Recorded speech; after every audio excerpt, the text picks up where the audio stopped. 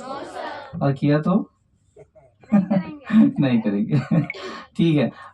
It's my humble request to the teachers as well कि आप please शिक्षक जो है वो भी आंखों को थोड़ी देर के लिए बंद करेंगे, ठीक है।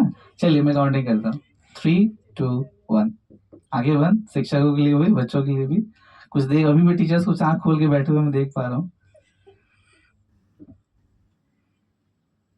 आगे खोलो। क्या देखा, कैसा लग रहा है? सिर्फ अच्छा, सुंदर, बहुत खूबसूरत है। ये वही अर्थ है जिसमें आप, हम, पूरे वृक्ष, प्राणी, जानवर, सभी लोग जीवित हैं बैठे हुए, ठीक है। और अगर आप आउटर स्पेस यानी महाअंतरिक्ष, पृथ्वी से बहुत बाहर, अर्थ की बहुत बाहर जाओगे और वहां से देखोगे ना, तो कुछ ऐसा आपको अर्थ दिखाई देगा, है ना।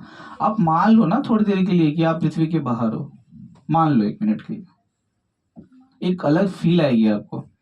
फॉर एग्जाम्पल आपको ऐसा लगे कि आप एक अंतरिक्ष यात्री हैं, एक एस्ट्रोनॉट हैं जो पृथ्वी के बाहर गए हुए हैं और वहां से आपको अर्थ दिख रही है, ठीक है। We have lot of colours over here. कौन कौन से रंग हैं, कलर्स हैं जो दिख रहे हैं आपको यहाँ पे?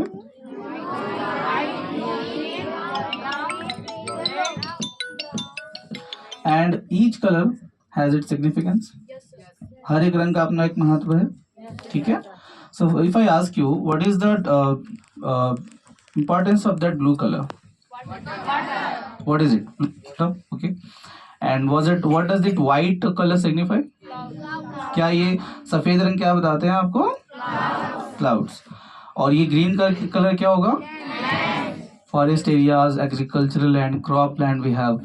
उसके बाद आप देखोगे जहां भूरा रंग दिखाई देगा आपको, पर्वत, पठारी, मैदानी क्षेत्र हो सकते हैं, ठीक है। हिल areas, plateaus and mountains. And last but not the least, yellow colour, पीला, वो क्या बताता होगा? डेजर्ट्स, रेगिस्तान, ठीक है। और कहीं ना कहीं इन सभी चीजों से मिलकर हमारी अर्थ बनी है, ठीक है ना। लेकिन हमारी जो अर्थ है ये एक सोलर सिस्टम परिवार है सौरमंडल का, जिसका एक छोटा सा भाग है ये, है ना। It's a part of the family. लेकिन हमारी फैमिली बहुत बड़ी है। कौन कौन सी फैमिली में और कौन कौन से परिवार रहते हैं बताइए? बहुत सारी परिवार है हमारी, छोटे बड़े सभी लोग हैं।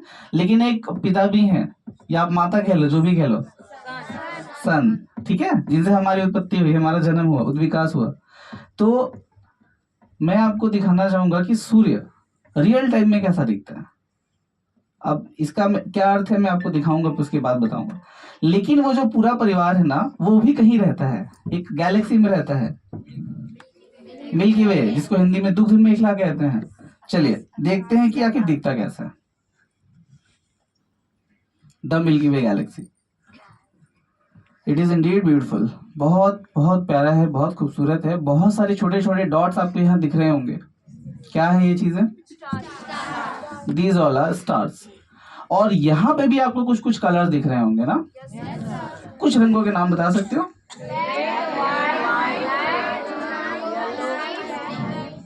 ओके, हाँ, ब्लैक तो खैर हमारा बैकग्राउंड ही है, जिसमें आप आउटर स्पेस में जाएंगे तो आपको, जिसे कहते हैं ना, जब और ऊपर हाई क्लासेस में जाओगे ना तो डार्क एनर्जी, डार्क मैटर के बारे में पढ़ोगे, तो वहां पे ये बैकग्राउंड कलर व्हाइट ब्लैक क्यों होती है आप समझ पाओगे, ठीक है।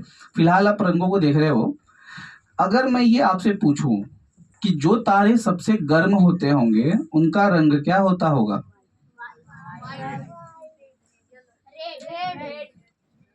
सोच के बताओ। चलिए एक मिनट के लिए मान लेते हैं, सबसे ज्यादा मेजोरिटी रेड की आ रही है, ठीक है। सबसे मान लेते हैं कि रेड सबसे गर्म होता है। तो उससे जो थोड़ा ठंडा होगा उसका कलर क्या होगा? थोड़ा और ठंडा होगा? थोड़ा और ठंडा? द एक्चुअल आंसर इज, जो तारे सबसे गर्म होते हैं उनका रंग होता है ब्लू। क्या होता है? जो थोड़े और ठंडे होते हैं उनका रंग होता है व्हाइट। क्या होता है? जो थोड़े और ठंडे होते हैं वो होते हैं ऑरेंज और येलोइश। और जो सबसे ठंडे होते हैं वो होते हैं लाल। ठीक है। तो रंगों को लेकर जो आप सोचते हो ना, जो धारणा है आपकी, वो यहाँ पे काम करेगी ऐसा नहीं है। हाँ, red is the symbol of danger, ये हम जानते हैं, बट यहाँ पे वो केस लागू नहीं होती। चलिए अब सूर्य देखते हैं, सन।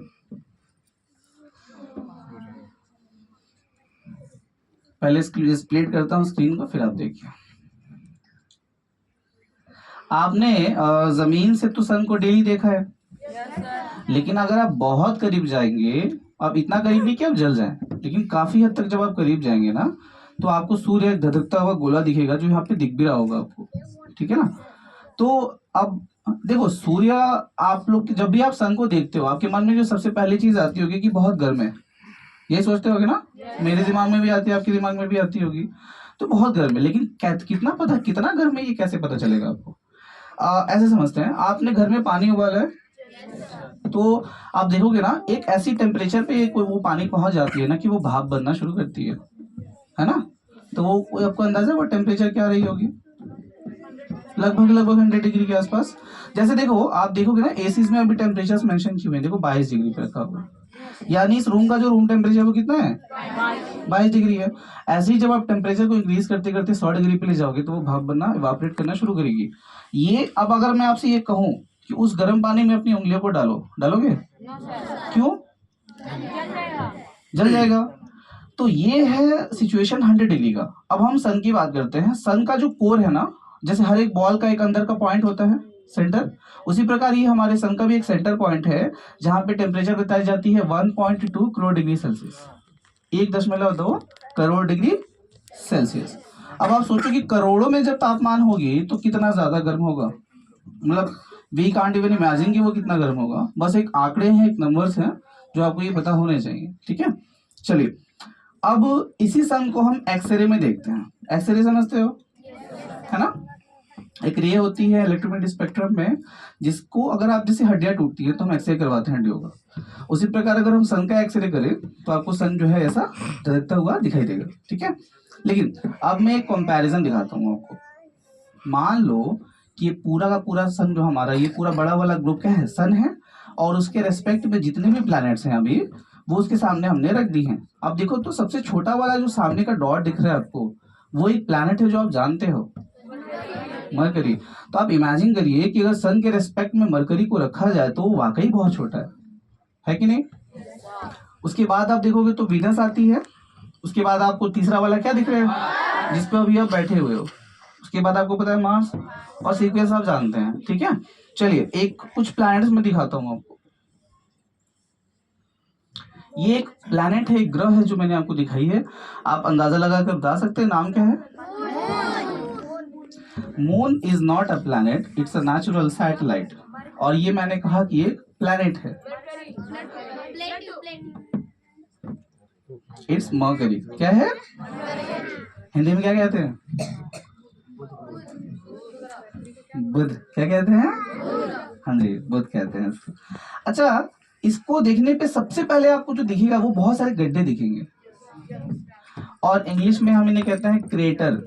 क्या बुलाते हैं? और हिंदी में इसको आप ऐसे समझ लो कि बहुत बड़े बड़े गड्ढे हैं, और गड्ढे हैं तो किसी कोई चीज टकराई होगी तभी तो होंगे ना गड्ढे।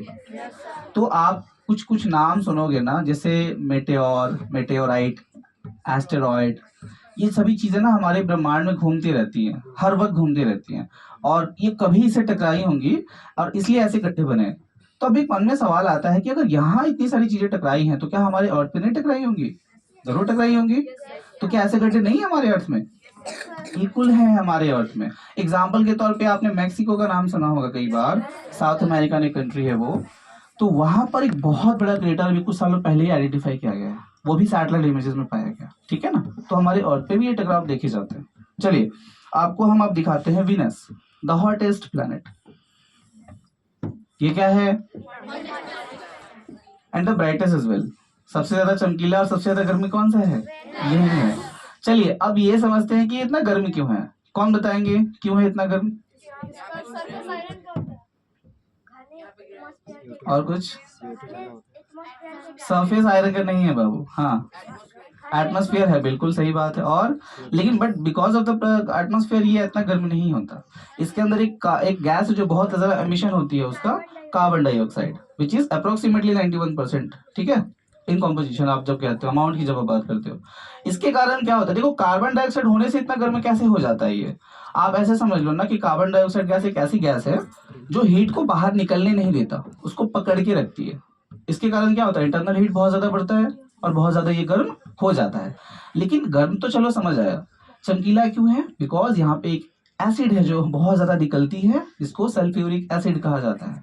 लाइट पड़ने के बाद रिफ्रैक्ट और स्कैटर, ठीक है, परावर्तन, अपरावर्तन, अप्रकीर्णन, ये तीनों घटनाएं बहुत अच्छे से होती हैं और बहुत ज्यादा आपको ये चमकीला दिखाई देता है। ठीक है, अब देखो इसे,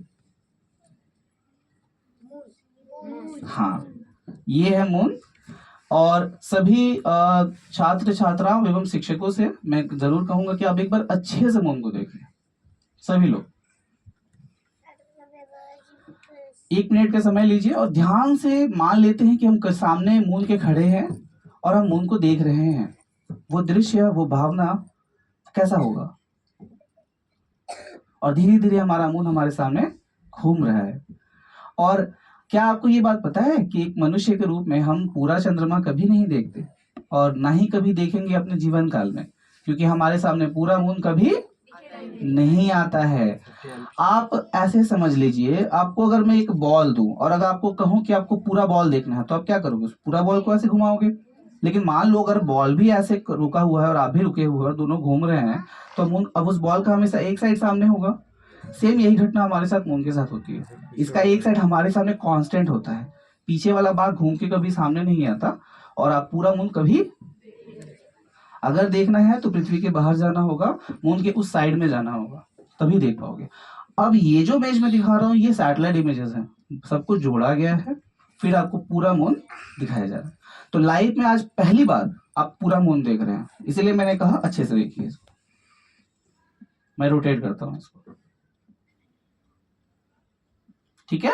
चलिए आगे बढ़ते हैं, इसे पहचानते हैं? हाँ, बहुत ही जाना माना और हमारा पड़ोसी है ना, नेबरिंग प्लैनेट कह सकते हो आप। अच्छा, लाल ग्रह कहते हैं, लाल है दिखता है, लाल ही इतना क्यों है? आयरन के कारण। लेकिन एक देखो, मैं भी तो एक छात्र हूं ना, तो मेरे मन में भी जिज्ञासा है, क्वेश्चंस होंगी। एक सवाल जो मेरा आज तक किसी ने सॉल्व नहीं किया और इसका आंसर मुझे कहीं नहीं मिला, कि सिर्फ रेड प्लैनेट मार्स पे ही इतना आयरन क्यों पाए जाते हैं। ये मेरा एक सवाल था जो मैंने बहुत शिक्षकों से पूछा, लेकिन इसका उत्तर मुझे नहीं मिला। अगर आप लोगों को ये कहीं उत्तर मिले तो आप लोग मुझसे जरूर शेयर कीजिए।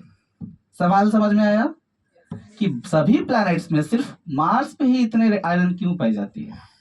सिंपल सा ये क्वेश्चन है, ये मैं आप लोगों के लिए छोड़ रहा हूं, आप लोग इसका आंसर कोशिश कीजिएगा ढूंढने का। चलिए, अभी मैं इसके पोल पर चलता हूँ। पोल समझते हैं? ध्रुव, ठीक है। देखो तो क्या है यहाँ पे, हाँ पोल पे, लेकिन क्या दिख रहा है आपको? व्हाइट क्या है? सॉस क्या है? आइस। तो इसको पिघलाएंगे तो क्या मिलेगा? पानी। पिघलाने के लिए क्या चाहिए? And temperature and pressure and humidity, overall atmosphere जो यहाँ पे नहीं है, तो पिघलाओगे कैसे?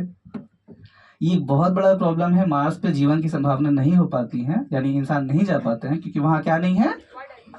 वाटर थोड़ा बहुत है, लेकिन एटमॉस्फेयर बिल्कुल नहीं है। और एटमॉस्फेयर चाहिए, वरना नहीं सरवाइव कर पाओगे आप, ठीक है। अच्छा, एक यहाँ पे गोल सा भाग दिखाता हूँ आपको। आपने माउंट एवरेस्ट का नाम सबने सुना है और it's the highest peak in the world, लेकिन मैं सिर्फ अर्थ की बात करता हूँ। जब मैं कहूँ कि पूरे सोलर सिस्टम में हाईएस्ट पीक कहाँ पर है, तो इट्स इन मार्स, और वो आपके ठीक सामने है। गोल सा भाग देखो तो, इसको कहते हैं माउंट ओलिम्पस या ओलिम्पस मॉन्स। क्या कहा जाता है? ओलिम्पस। हाँ, और इसकी ऊंचाई जो है ना, जो हाइट है, वो आप समझ लो माउंट एवरेस्ट से ऑलमोस्ट 2.5 टाइम्स ऊंची है। यानी माउंट एवरेस्ट को 2 बार और बढ़ाओ, फिर थोड़ा और बढ़ाओ, जितनी हाइट आपको मिलेगी उतनी हाइट इस पीक की पाई जाती है, ठीक है। और ये मार्स पर पाया जाता है, ठीक है। चलिए आगे बढ़ते हुए जुपिटर को देखते हैं। इसके बारे में मुझे कुछ बताइए आप लोग।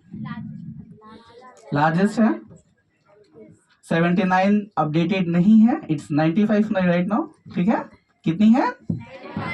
95 क्या? नेचुरल सैटेलाइट, ठीक है, उपग्रह है जो है, अभी जो है अपडेट होकर 95 हो गई है। अच्छा, ऐसा कौन सा प्लैनेट है जिसकी नंबर ऑफ नेचुरल सैटेलाइट सबसे ज्यादा है? नहीं, सैटर्न, इट्स 146 राइट नाउ। और ये भी अपडेटेड नंबर है, ये आपको किताबों में छपा हुआ नहीं मिलेगा क्योंकि कुछ महीने पहले ही ये अपडेट किया गया है। लेकिन ये काम कौन करते हैं अपडेट करने का? नहीं, ये डिसीजन कौन लेते हैं कि जो ढूंढे गए वो उपग्रह ही है या नेचुरल सैटेलाइट्स ही हैं? कोई तो ये काम करता होगा, आपके मेरे जैसा कोई व्यक्ति ही होगा, कोई संस्थान होगा, है ना? एक ऑर्गेनाइजेशन है जिसको कहते हैं IAU, इंटरनेशनल एस्ट्रोनॉमिकल यूनियन, और ये एक संस्थान है जो कि फ्रांस में है। वो ये डिसीजन लेते हैं किसी भी प्लैनेट की नंबर ऑफ नेचुरल सैटेलाइट्स कितनी ज्यादा होंगी या कितनी कम होंगी या किसको किस ग्रुप में रखना है, ठीक है? अभी आप देखिए तो जुपिटर यानी बृहस्पति पे आंखों जैसा आपको कुछ दिखा क्या?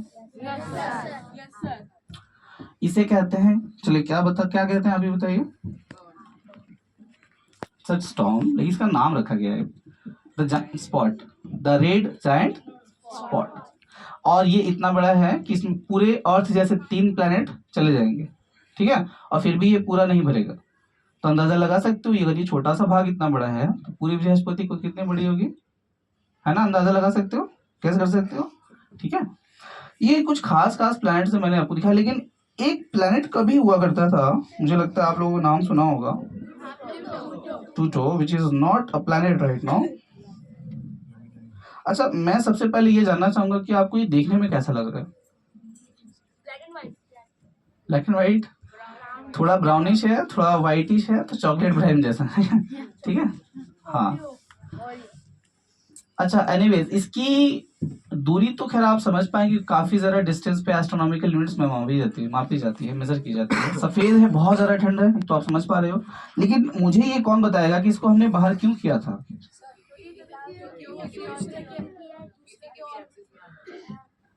इस बच्चे के लिए पहले एक जोरदार तालियां होगा। मैं बहुत सटीक आंसर आपने दिया कि ये एक ऐसी प्लेनेट है जो दूसरे प्लेनेट के ऑर्बिट को काट देती है, और कोई भी प्लेनेट ये काम नहीं करती है। I am very very actually proud of you कि आपने इतने कम उम्र में ये बात सीखी समझी है। मैं ये चाहूंगा कि बाकी लोग भी इसके बारे में जरूर जानकारी प्राप्त करें कि क्यों हम इसको बाहर रखते हैं, सब ऐसा क्या हुआ था इसके साथ। और 2006 में इसको हम लोगों ने ग्रुप से बाहर फेंक दिया, ठीक है? ये हमने अभी तक जो घूमा है, हमारा खुद का परिवार था, सौरमंडल था जो हम घूम रहे थे, लेकिन हमारी अपने पृथ्वी के बारे में भी बहुत कुछ है जानने। चलिए वापस चलते हैं, बहुत घूमा हमने, अब हम अपने घर चलते हैं। और अर्थ पे जो सबसे पहली चीज मैं आपको दिखा रहा हूँ कि हमारे जो बादल हैं वो घूमते कैसे हैं हमारे वायुमंडल में, हमारे एटमॉस्फेयर में, अक्रॉस द ग्लोब जब आप बात करते हो, ठीक है ना? दिख रहा है सभी देश और महादेश, कंट्रीज एंड कॉन्टिनेंट्स, और आप देख पाओगे ना क्लाउड्स कैसे मूव करती है। अब मैं आपको दिखाता हूँ कि इंडिया हमारा कहाँ पर है और इंडिया के आसपास बादलों की स्थिति कैसी है। दिख रहा है आपको इंडिया? और मैं आज सुबह लेके चलता हूँ, आज सुबह 4 बजे हमारे इंडिया के आसपास बादलों की सिचुएशन कैसी होगी। देखो ये एक रियल टाइम डेटा है, ये हम डेली अपडेट करते हैं। आज सुबह का देखो ये सिचुएशन होगा इंडिया के आसपास, आज सुबह की मैं बात कर रहा हूँ, सुबह 4 बजे ऐसी ही सिचुएशन इंडिया के आसपास रही होगी, ठीक है? और आप पैसिफिक ओशन के बारे में पढ़ते हैं ना? देखो ये पैसिफिक ओशन है बाबू, कितना बड़ा है ये, और यहाँ कितनी क्लाउड फॉर्मेशन होती है और कितना बादल मूवमेंट करता है, देख रहे हो? इतनी सारी बादल हैं। लेकिन एक काम करते हैं, मैं आपको कुछ ऐसा दिखाता हूँ जो टेक्स्ट बुक में भी नहीं मिलेगा आपको। अगर ऐसा होता कि हमारी जो क्लाउड्स हैं वो नहीं होती, क्या होता? क्लाउड्स ही नहीं होती, उस केस में आपको अर्थ कैसा दिखाई देता बिना बादलों के? हमने शायद ये इमेजिन भी नहीं किया कभी। चलो देखते हैं कैसा लग रहा है। अच्छा लग रहा है कि बुरा? अच्छा लग रहा है बाबू बारिश नहीं होगी, बारिश नहीं होगी तो पता है क्या होगा? मोटरसाइकिल खत्म और फिर आप और हम भी खत्म, ठीक है? इसलिए पानी हमारे लिए इतना जरूरी है। एनीवेज, अब मैं आपको दिखा पा रहा हूँ कि दुनिया में सभी कंट्रीज एंड कॉन्टिनेंट्स कैसे दिखते हैं, और अब मैं आपको दिखाता हूँ कि हमारा इंडिया कहाँ पे कैसे दिखता है। अच्छा, एक बात आपको और मजे की बताता हूँ। हमारे आपके घर में, आपके स्कूल में भी हमारे जो टीचर्स होते हैं, प्रिंसिपल सर के टेबल पे भी ग्लोब रखा रहता है ना, उस पर अगर आप इंडिया को कभी देखोगे तो आपको इंडिया ऐसा नहीं ऐसा दिखेगा। यानी आप कैसे हो? ऐसे हो? नहीं, आप ऐसे नहीं हो, लेकिन इंडिया हमारा ऐसे ही है बिकॉज ऑफ कुछ हमारे अर्थ के साथ कोई एक ऐसी चीज है जिसके कारण ये थोड़ा टिल्टेड है, पता है क्यों? क्योंकि अपने एक्सिस से वो कितने डिग्री पे स्ट्रेट, हाँ, इसके कारण हमारा जो इंडिया है वो सीधा ना होके थोड़ा सा टिल्टेड है। अच्छा, अभी आप देखिए तो इंडिया के ठीक नीचे एक टुकड़ा दिख रहा होगा, आपने खुद बताया। इसकी बाईं तरफ जाएंगे लेफ्ट साइड में तो आपको एल जैसा कुछ एक दिखेगा, कैपिटल एल, वो है अरबियन गल्फ। जैसे कि आपने नाम सुना होगा Saudi Arabia, United Arab Emirates, Kuwait, है ना, यमन, ठीक है, ये जितने भी कंट्रीज आप सुनते हो, ओमान वगैरह, ये सब यहाँ पे पाई जाती है। इसके ठीक बाईं तरफ जाओगे थोड़ा सा तो एक कॉन्टिनेंट दिखेगा आपको, एक महादेश दिखेगा। देखो तो ये कौन सा कॉन्टिनेंट है? ये साउथ अफ्रीका नहीं है, ये पूरा का पूरा महादेश अफ्रीका है, ठीक है। और अफ्रीका के साउथ में पाई जाती है साउथ अफ्रीका, ठीक है ना। अच्छा, अब ये बताओ तो पीले रंग का कुछ बड़ा सा पट्टी दिख रहा है क्या आपको? दुनिया का सबसे बड़ा डेजर्ट, क्या नाम है आपने बताया? सहारा, जो वहां के लोगों को बिल्कुल सहारा नहीं देता। प्रॉब्लम क्या है ना, क्योंकि बारिश नहीं होती, वेजिटेशन नहीं है। अब बारिश नहीं होती तो वेजिटेशन कहाँ से होगी? वेजिटेशन समझ रहे हो ना, वनस्पतियां, जो हमारे पेड़ पौधे और जो भी चीजें होती हैं जिसके कारण हम जीवित होते हैं। आपको ये बात पता है कि अफ्रीका के लोग ज्यादातर आटा नहीं खाते, वहां पे लोग, वो किस चीज का बना होता है? मट्टी मकई का, किस चीज का? मेज जिसको कहा जाता है। अब सवाल ये है कि मकई क्यों खाते हैं, आटा क्यों नहीं खाते? कारण ये है कि मकई को उगाने के लिए, मतलब उपजाने के लिए 40% पानी की मात्रा कम लगती है, ये साइंटिफिकली प्रूवन है। इसलिए वहाँ पानी की ऐसी भी क्राइसिस है, लोग यहाँ पे ज्यादा मेज उगाते हैं और ज्यादा मकई ही खाते हैं, ठीक है। अच्छा, इसके ठीक ऊपर जाओगे तो एक छिपकली जैसा कुछ दिखेगा, देखो तो क्या है? बाहर मत कह देना कि सब छिपकली दिखा रहे थे, मैंने बस आपको पहचानने के लिए बताई है ना। यूरोप है, यूरोप का आपको दिखेगा ना, एक सर होगा, दो टेढ़े मेढ़े से हाथ होंगे, दो टेढ़े मेढ़े से पाँव होंगे, है ना। इसके ठीक ऊपर जाओगे और ऊपर नॉर्थ पोल के पास देखो तो यहाँ पे एक सफेद रंग का बहुत बड़ा एरिया दिख रहा है क्या आपको? क्या नाम है इसका? बड़ी विडंबना है, जो सफेद है वो है ग्रीनलैंड, ठीक है। और उसके ठीक नीचे देखो तो पानी के बीचों बीच एक टुकड़ा है हरे और सफेद रंग का। हाँ, मतलब अब ये किसने ही रखा होगा कि जो सफेद है वो आइसलैंड है और जो ग्रीन है वो, सॉरी, जो व्हाइट है वो ग्रीनलैंड है और जो ये है वो आइसलैंड। एनीवेज, इसके ठीक इसको थोड़ा सीधा करते हैं। अब मैं आपको लेके चलता हूँ नॉर्थ अमेरिका। देखो ये नॉर्थ अमेरिका, नॉर्थ अमेरिका में सबसे फेमस कंट्रीज पाई जाती हैं, for example United states, Canada, और जो कि मैंने आपको बताया था यहाँ पे, ठीक है। और मैक्सिको भी ठीक सेंट्रल अमेरिका के बीच में नीचे पाई जाती है। इसके ठीक यहाँ पे देखोगे, ये है बाबू साउथ अमेरिका, नाम सुना है? यहाँ पे आपको मिल जाएगा Argentina, Uruguay, Paraguay, Ecuador, Venezuela, Chile, ठीक है। ये जो भी आप नाम सुनते हो, फुटबॉल ये लोग कंट्रीज बहुत खेलती है, वो यहाँ पे मिलती है। इसके ठीक नीचे चलो तो यहाँ पे ये क्या है बताओ? एक स्लाइड मैंने देखा था, अनफॉर्चुनेटली मेरे पास वो नहीं है अभी उपलब्ध, वरना मैं आपको दिखाता। आज से 3 लाख वर्ष पहले यहाँ इससे कई ज्यादा बर्फ हुआ करती थी, और आज से 10,000 सालों के बाद ये और कम हो जाएगा। आपको पता है क्यों होगा? ये मुझे बताने की जरूरत नहीं है ना। चलो, ग्रीन हाउस गैस। अब मैं आपको एक ऐसी घटना दिखाता हूँ जो हमने रेगुलरली कभी देखा नहीं है। एक साथ दिन और रात, हमने एक साथ डे नाइट कभी नहीं देखा। आज आप पहली बार देख रहे हो, ठीक से देखो, देख पा रहे हो एक साथ दिन और रात? अब मुझे ये बताओ, जहां रात हो रही है वहां चीजें चमक रही है ना, कोई कुछ, क्या चीजें है वो? आइस चमकते हैं क्या? These all are lights. हाँ, वो लाइट जो हम खुद यूज करते हैं, ठीक है ना। आउटर स्पेस से उसकी इंटेंसिटी इतनी होती है कि वो आपको आउटर स्पेस से भी वो चीजें दिख जाती है, ठीक है ना। अभी एक काम करता हूं मैं, थोड़ी देर के लिए सनराइज को बंद करता हूं मैं, ठीक है। चलो, मतलब सूर्य का प्रकाश अभी बंद कर दिया मैंने। तो अभी हम देखते हैं कि वो उस सिचुएशन में हमारी जो अर्थ है वो आपको कैसी दिखाई देगी, ठीक है। अभी सबसे पहले मैं चाहूंगा कि आप इंडिया को देखें, क्योंकि रात में हमारा इंडिया ना बहुत प्यारा लगता है। आ रहा है ना सामने धीरे धीरे? आगे देखो तो रात में इंडिया कैसा दिखता है। आपने ये छवि जो है ना, जो इमेज है, ये दिवाली के टाइम में बहुत देखा होगा, खासकर सोशल मीडिया प्लेटफॉर्म्स वगैरह पे। बहुत सर्कुलेट की जाती है। ठीक है, ये तो इंडिया है। अच्छा, जापान कितने लोग देखना पसंद करेंगे? देखो तो एक ड्रैगन लाइक स्ट्रक्चर दिख रहा है क्या? एक ड्रैगन की तरह संरचना है, वो आपका हो गया जापान। और जापान के ठीक नीचे पाँव के पास देखो तो टुकड़ा दिख रहा होगा, that one is south Korea. और साउथ कोरिया के नॉर्थ में नॉर्थ कोरिया भी है, लेकिन वो दिखेगा नहीं क्योंकि लाइट उतनी इंटेंसिटी उनकी नहीं है उनके पास। और एक बार मैं चाहूंगा आप यूरोप फिर से देखो, देखो तो यूरोप फिर से वो जो छिपकली वाला इलाका था कितना चमक रहा है, बहुत ज्यादा चमक रहा है। आपको पता ही होगा यूरोप एक ऐसी कॉन्टिनेंट है जो बहुत ज्यादा एनर्जी का प्रोडक्शन करता है और कंजम्पशन भी बहुत ज्यादा है उनका, इसके कारण इतनी इंटेंसिटी दिख रही है। और आप एक बार नॉर्थ अमेरिका चलो मेरे साथ, क्योंकि यहाँ पे एक एरिया है जो बहुत ज्यादा चमक रहा है, देखो तो सामने दिख रहा है, यूएसए। और आपको जानकर ये बात बहुत हैरान कर देगी कि पूरे यूएसए की पॉपुलेशन जो है ना सिर्फ 35 करोड़ के आसपास है, और हमारी कितनी है आपको बताइए?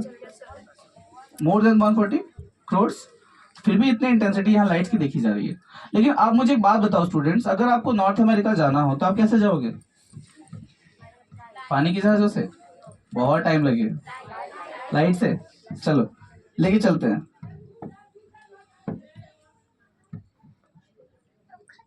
क्या चीजें हैं ये? मछलियां हैं? डेज वाला फ्लाइट्स, हवाई जहाज। मस्त फ्लाइट चल रहा है हाँ मस्त तो है, क्योंकि इतनी सारी हवाई जहाजें उड़ रही हैं हमारे वायुमंडल में, लगातार हर वक्त उड़ रही है। देखो तो कितनी सारी हैं। इसी में से किसी में आप भी बैठे होगे या बैठ चुके होगे ऑलरेडी। चलो इंडिया को देखते हैं, इंडिया में क्या सिचुएशन है हमारी। आगे इंडिया सामने। अच्छा देखकर बताओ तो इंडिया में फ्लाइट्स कम है, ज्यादा है कि ठीक ठाक है? मीडियम है। हम लोग सब चीज में मीडियम क्यों है हमेशा? या तो बढ़ा दो या तो घटा दो एकदम। एनीवे, इंडिया को देख लिया आपने, थोड़ा और देखते हैं। चलो एक बार देखते हैं यूरोप को। क्या हाल है? मधुमक्खी है। क्या हाल चाल है यहाँ पे? हाँ, ट्रैवल बहुत है। एक्चुअली फ्लाइट डेंसिटी जिसको आप टेक्निकली कह सकते हैं बहुत ज्यादा है। इंडिया में जो आंकड़े मैंने आपको बताया नहीं, इंडिया में एक दिन में लगभग 4 से 4,500 फ्लाइट्स उड़ती हैं, which is domestic in nature, यानी कि सिर्फ वो फ्लाइट जो में डोमेस्टिक फ्लाइट्स, यानी समझते हो, जो सिर्फ इंडिया के अंदर उड़ती है, जो इंडिया के बाहर जाती है मैं उसकी बात नहीं कर रहा, इंटरनेशनल फ्लाइट्स की। लेकिन आप देखिए तो गौर से जरा, यूरोप से ऊपर की तरफ, नॉर्थ वेस्ट, उत्तर पश्चिम, देखो तो एक लाइन जा रही है ना, लेट अस फॉलो कहाँ जा रही है? ये मैं इसको सीधा करता हूँ और फॉलो करता हूँ, ये फॉलो करते करते करते करते यहाँ पे दुनिया का वो एक ऐसा जोन जहाँ पे सबसे ज्यादा फ्लाइट्स यूज की जाती हैं। ये कौन सी जगह आप पहचान सकते हो?